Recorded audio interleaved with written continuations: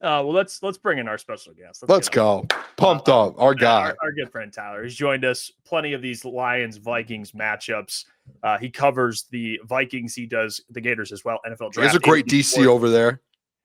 They got a great DC that wouldn't leave in the middle of the season if that opportunity presented itself. Mr. Tyler. I bet you he would. Forness. Tyler, how are we doing?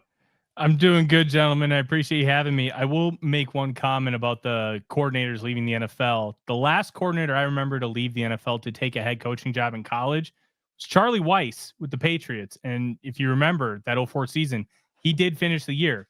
But there's a difference now between now and then. They have early signing day. Yes. You got to have a coach in place by like December 1st so you can save those recruiting classes. And at a school like LSU, you can't miss a recruiting class. So if LSU is willing to pay the buyout of whatever that contract is for Shepard, they can do that. But I have a feeling that they may have to skim the bottom of the barrel for a head coach, considering what the governor of Louisiana said about Jimmy Sexton and other agents. So that's going to be a fun one to watch. Yeah, the whole new college football thing, it just makes welcome to a new era of football, Jeff. It's a completely new era of football. Tyler, I got a lot of things I need to get to you and ask you about, because this matchup this weekend, we'll just start. I would like to know, just from your perspective. I know, at least from the Lions perspective, we read about this quarterback stuff that's been going on, and it seems like the JJ McCarthy thing, he played really well in the second half against the Bears. Carson Wentz comes in after JJ gets injured against the Falcons. And then it's kind of like it was like a soft benching. Can you kind of give more context to JJ's first year starting, how it's went? What do fans of the media kind of think of JJ and the excitement for him to kind of get hopefully a full ride the rest of the year here? Oh man, this year has really stunk for a multitude of reasons. This is not the team that we saw last year. And I firmly believe that this roster is built to be quarterback proof. And what I mean by that is you just need average quarterback play for this team to function. Just average quarterback play. They really haven't gotten that all year. And that's a big reason why they're 3-4. Carson Wentz couldn't see the broadside of a barn. And then he was playing basically on one arm. And kudos to him. He had a lot of guts in doing so. But the whole thing with JJ McCarthy, there was no soft benching. They wanted to make sure that he could go through a full week of practice and do that to set himself up for success in the game. And if he couldn't do that, they weren't going to start him. And they lived up to their word. They were not going to play him until he had a full week of practice. And the big reason is because Kevin O'Connell said it about a month after he got the injury. He did a spot on Rich Eisen's show, and he said the infamous line, organizations fail young quarterbacks before young quarterbacks fail organizations. They want to do everything they can to be right by JJ McCarthy. They want to make sure that he has all the tools to succeed. If this was Patrick Mahomes, he probably would have played in 3 or 4 weeks. But it's Patrick Mahomes. Like Jordan Love came back in a few weeks last year from a high ankle sprain. He could barely move for 3 games, but he came back. You can do that with a veteran quarterback. You don't want to put that on a young guy. And especially when they're still trying to learn the NFL game. They're trying to learn how to read some of these disguised coverages. They're trying to learn the speed. And all that takes time and reps. So putting him back in a disadvantageous situation was not something the Vikings were willing to do. And you know what? They paid for it. They're 3-4. And it feels like this team is on the brink of collapse, but they could easily just come in and play extremely well against the Lions and completely shift all perception away. Because in Minnesota, it feels like the sky is falling among the fan base, but there's still a lot of good to this team. It's just hard to see through the cloud of yuck. I've interrupted the video to tell you about our friends over at Sleeper, and specifically Sleeper Picks, because Sleeper Picks is very simple, and it's one of the funnest things you can do on Sleeper. Besides the fantasy, of course, you choose 2 to 8 of your favorite players from pregame across different sports. You pick more or less than the predicted stats, and as you guys can see, I did it for the Lions-Vikings game. I did more for the 0.5 touchdowns for Justin Jefferson and Jahmyr Gibbs. I did more for the listed passing yards for Jared Goff, and more for Jameson Williams and his receiving yards. Pick more or less than the predicted stats, and on Sleeper, you can get up to 1,000x payouts. Use the code CT Sports. Share with your friends, get rewarded together. Now let's get back to the video. Yeah, I do want to ask you, Tyler, just kind of in general, offensively, defensively, everything with this Vikings team. I've actually watched a lot of this Vikings team because they were playing the 9 a.m. game. You guys were playing those early games, so I would wake up, get my bets in, and just sit there and watch some football while having a couple cups of coffee. What do you think's kind of just the bottom line for Lions fans going into the week? What's been the issue going on in Minnesota right now? Obviously, the quarterback, you talked about that and touched on that. Is there issues on defense right now, offensive line? Obviously not receivers with Justin Jefferson and Jordan Addison, but what's kind of the underlying thing going on here in Minnesota with the start of the season so far? It's being able to succeed in spite of all of the injuries. Christian Darrisaw has been in and out because he's still trying to recover. I think they rushed him just a little bit. So he's had a couple very minor setbacks with his recovery from that torn ACL and MCL he suffered last year against the Rams on Thursday Night Football around this time. So it's been a year removed from that. Brian O'Neill missed the game with a sprained MCL, and then he missed another game last week. It's been up and down on the offensive line. They have had 12 different offensive line combinations play at least 10 snaps. Three more than any other team in the National Football League. It's been a rotating door, and because of that, there's been a lack of confidence from the quarterback position, and then Carson Wentz not being able to just see things confidently in front of him has been a huge deal. And then on the defensive side of the ball, it's mainly been about converting pressures to sacks. They are converting more pressures this year, but they're down 12.36% in their sack conversions. So they have 18 sacks on 140 pressures this year. Last year, they had 49 sacks on 334 pressures. And being able to grab the quarterback is a completely different story than being able to actually sack him. And guys like Caleb Williams, Jalen Hurts, and Justin Herbert have wiggled out of some of those arm sacks that maybe somebody like Jared Goff wouldn't be able to do so because they have such strong lower halves. And you can obviously tell that they're doing a lot of squats in the weight room where Goff is more of a pocket passer. So some of those things have been a big factor. Injuries on the linebacker level, Blake Cashman not playing was a huge deterrent. We saw that in the first game the Vikings and Lions played last year, no Cashman, and that ended up being a big reason why Jahmyr Gibbs had those 2 long touchdown runs. And just some of those little things get missed along the way because of communication. Not having Cam Bynum has been a much bigger deal for this team than we would have thought because Cam Bynum is a good safety, but I didn't view him as a $15 million a year guy.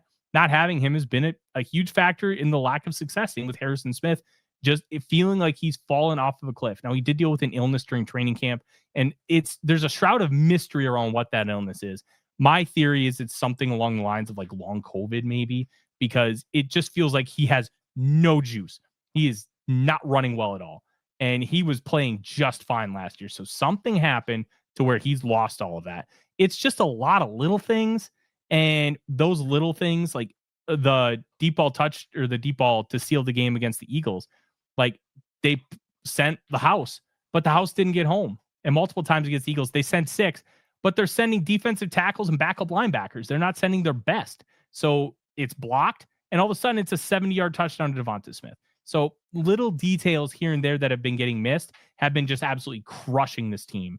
And it's been very frustrating to watch because all these things that they're doing wrong this year, they were doing right last year. And this team has more talent than last year's team did. So it's very, very difficult to parse out, hey, all of a sudden this team is just now bad. It's a frustrating watch. Yeah, and I guess I'll ask, too, while you're on the offensive line discussion, Aidan Hutchinson, he's top 3, I think, in Defensive Player of the Year odds, and he's having a pretty big year this year. He just signed an extension. What kind of problems do you think a player like that poses? Obviously, AQM, the Lions fans have been asking for an edge, too, and he's been really productive. But what's kind of the narrative going into that Sunday game with a player like Hutch? Because it seemed like in the Buccaneers game, they were throwing running backs at him, tight ends at him, tackles at him, trying to chip him and kind of delay him a little bit. But what's the vibe around a guy like that coming to town to face his former teammate here in J.J. McCarthy?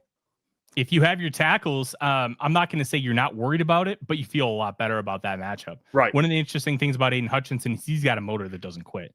If you've got him in the first 3 seconds, you got to worry about getting him 4, 5, and 6, where other edge rushers, you're not going to have as much of an issue in those later areas. What's interesting about Hutchinson is he leads the NFL in pressures per PFF, but he's 106th in pressure rate when it comes to true pass sets.